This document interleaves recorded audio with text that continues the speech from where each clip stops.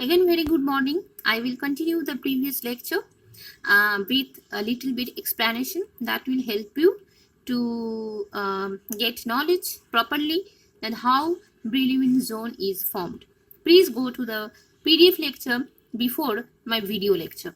I think that it will give you a very basic idea. Okay, so in the previous lecture, we have already seen the graph between E versus K, right? And what is E means energy and K means the wave vector.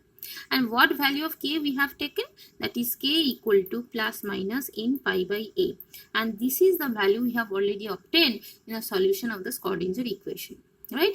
And this shows that energy is discontinuous. Energy is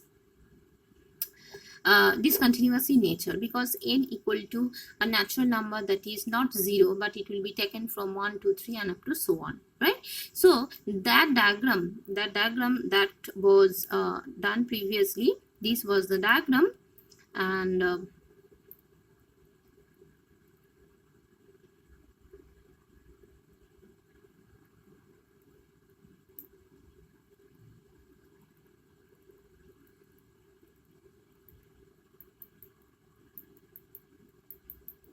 this was the diagram, right? Okay, so this is nothing but this was E and this is your K. So please notice that this is a diagram in the lattice, right? And why this is this dotted line, what does it means? That this represents the energy with respect to the wave vector K, right? And from this diagram we can see that energy is continuous in the allowed zone. Please see that energy is continuous in the allowed zone. Where this is continuous in nature, this zone we can represent at a allowed zone, right? But in between allowed zone, this region and this region are known as your forbidden zone, right? Okay, so why it is happening? Allowed zone are forming at the particular part where the electrons are there. We have already discussed in the previous lecture. Allowed zone, it means that the electrons are there, right? Electrons movements are there, and now the distance between two allowed zone we have already considered. This is the forbidden zone. Now we will consider two case study over here, right? And where from the Kronig-Penney model we have already gone through this Kronig-Penney model, and the mother formula was there. What is the formula? The formula was if cos Ka is an even periodic function, then according to Kronig-Penney model,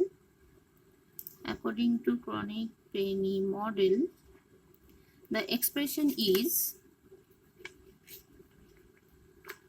what was the expression? The expression was P into sine alpha A by alpha A plus cos alpha A equal to cos Ka. What does it mean? We will obtain this kind of graph over there, and this graph is nothing but a sinc function graph. And what is the sinc function formula? The sinc function formula is sine t by t, what is written over there, right? So this is sine t by t. This is nothing but the sinc function graph, and that we already studied in the Kronig-Penney model by dividing into the potential well. And what is the P? P is the power of the potential well. Is nothing but the power of the potential well, right? So according to this formula, how we can do that? Two case study we will do. One is P equal to tends to infinity. Okay, so if P tends to infinity, what will become this equation number 1?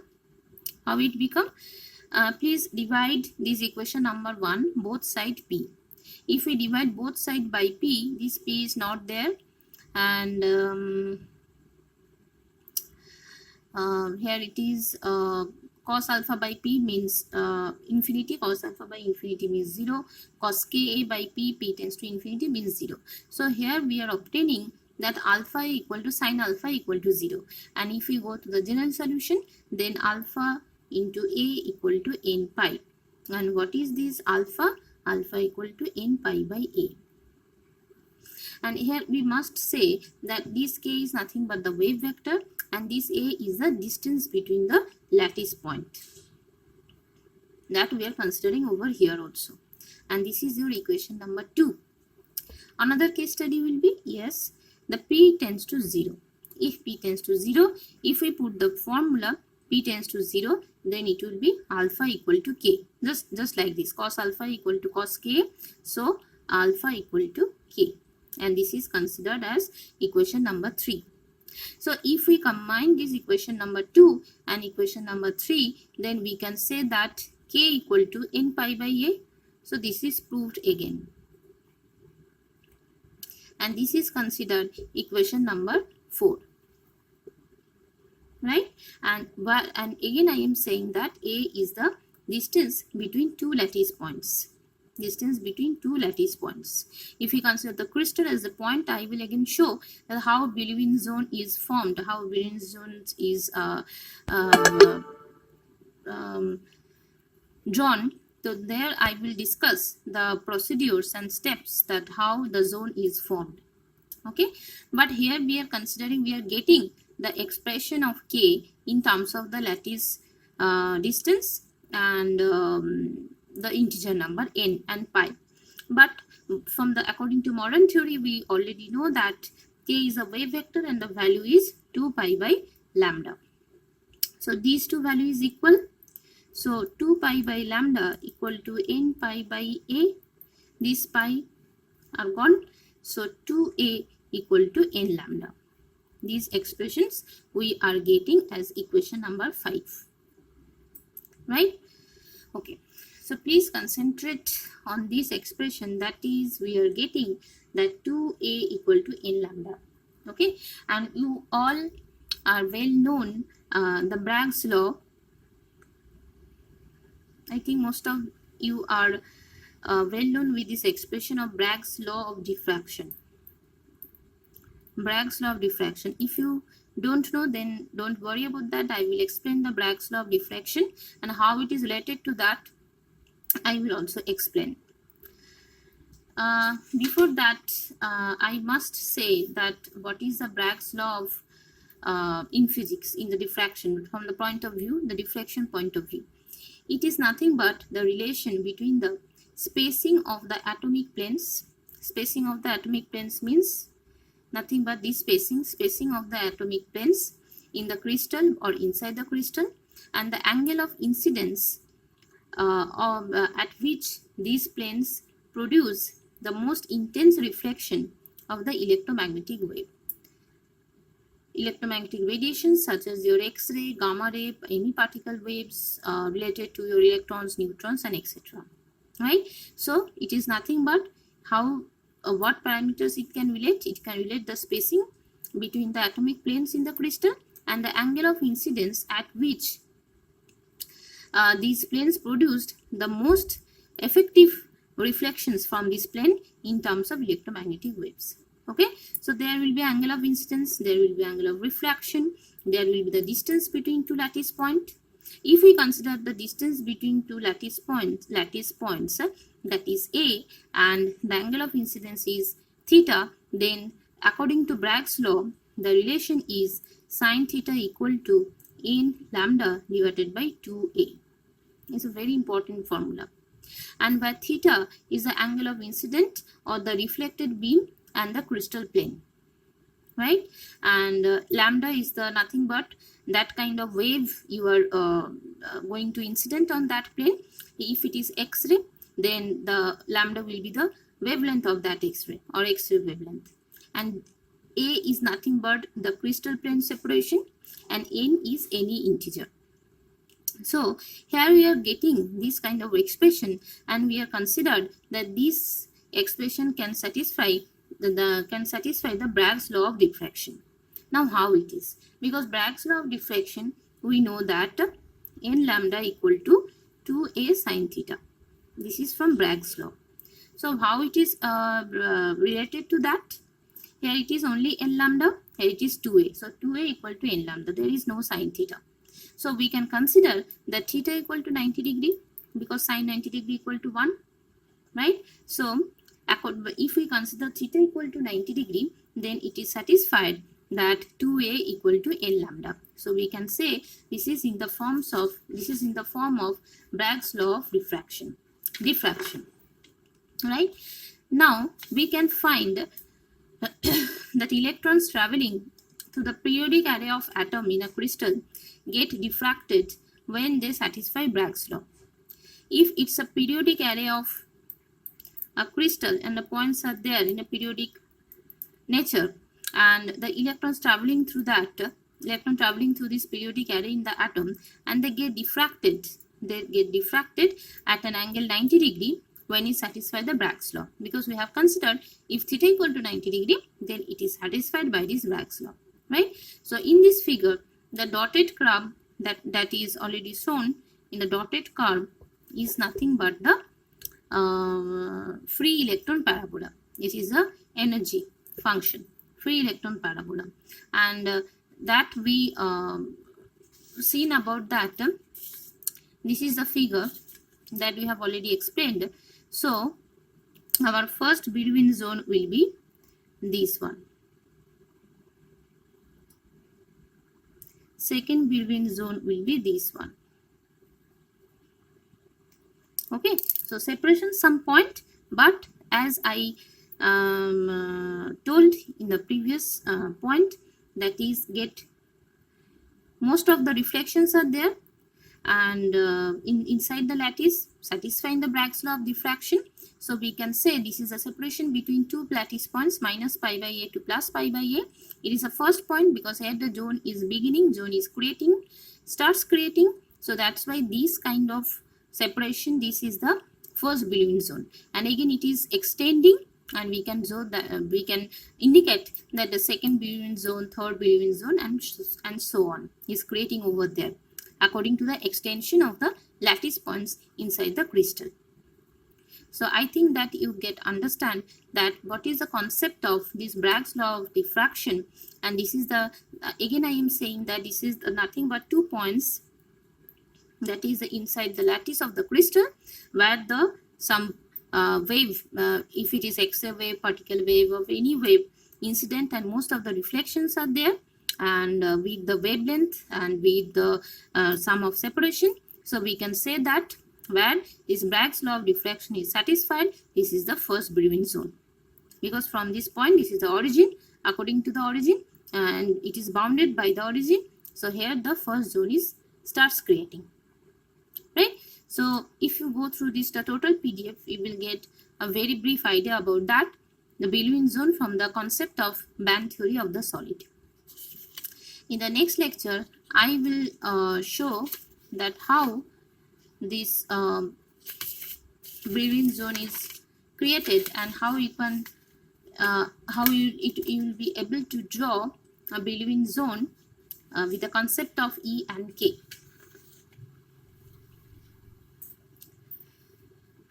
Now I will show you how to draw the Brillouin zone. Again, I am writing over here. Sorry.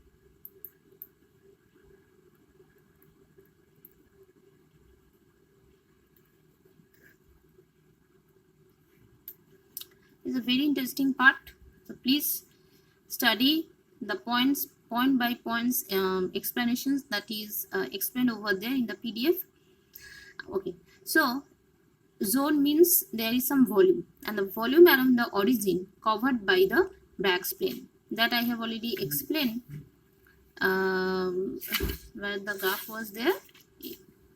Yes, so this point, this is the Bragg's plane. I can say that this is the Bragg's plane because this is the beginning, right? And this is also considered a volume, right? And it is around the origin. This is the origin. This is around the origin, and it is covered by the Bragg's plane. So if we can draw this Bragg's plane around this origin by considering there is some volume, then we can create our first Brillouin zone. And that is the point of view I will start, that how to draw this Brillouin zone. And here we must say that here in this graph, there is a k space graph between the E and K, right? Because energy is discontinuous. The volume between these discontinuities is known as the Brillouin zone. And what value of K we have taken over there? That is plus minus pi by A, plus minus 2 pi by A, plus minus 3 pi by A, and so on. So that will be considered in the drawing of Brillouin zone also, right? So here we will consider K equal to plus minus pi by A, plus minus 2 pi by A, plus minus 3 pi by A, and so on. Okay, so please see that how this zone is created. Okay, we first consider that this is a space, and here we consider a crystal, and inside the crystal there is a lattice structure, and we will consider some lattice points, right? Okay, I am taking the this kind of points. Please maintain the spacing, equal spacing between the points. I have taken the 5 points. It's a very simple diagram, a small diagram. Here is again 5, 1, 2, 3, 4, 5, again 1, 2, 3, 4, 5, and I am complete the diagram.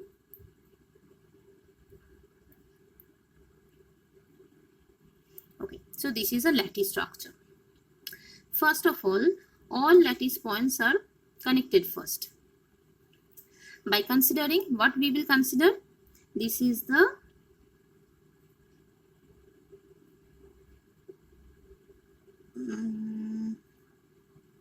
yes, this is the origin. So because it's around the origin, so here we are considered that this is the origin, and by surrounding this origin we will connect all the lattice points first. Surrounded by all the lattice points, this will be connected first, right? So how it is connected? In this way, in this way, in this way, and also in this way. Okay, got my first point? First point, first of all make the origin, and around this origin all the lattice points should be connected first in this way, right?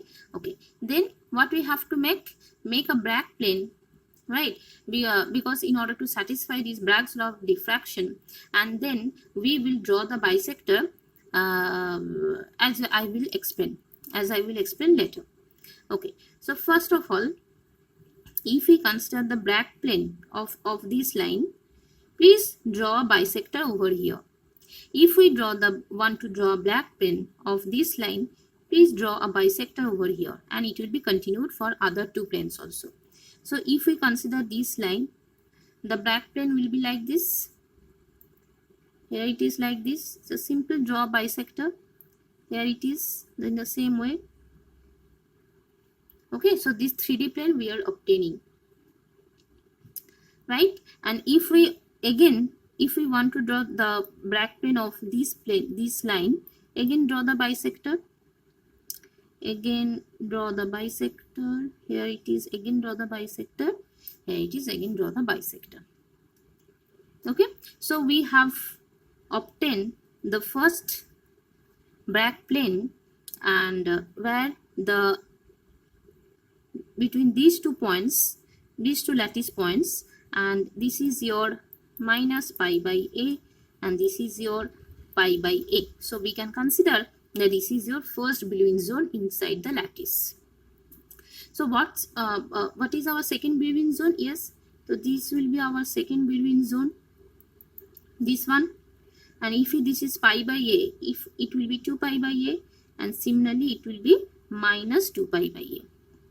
So here we are considering the second Brillouin zone also, this one, and this is your first Brillouin zone, and this is your second Brillouin zone.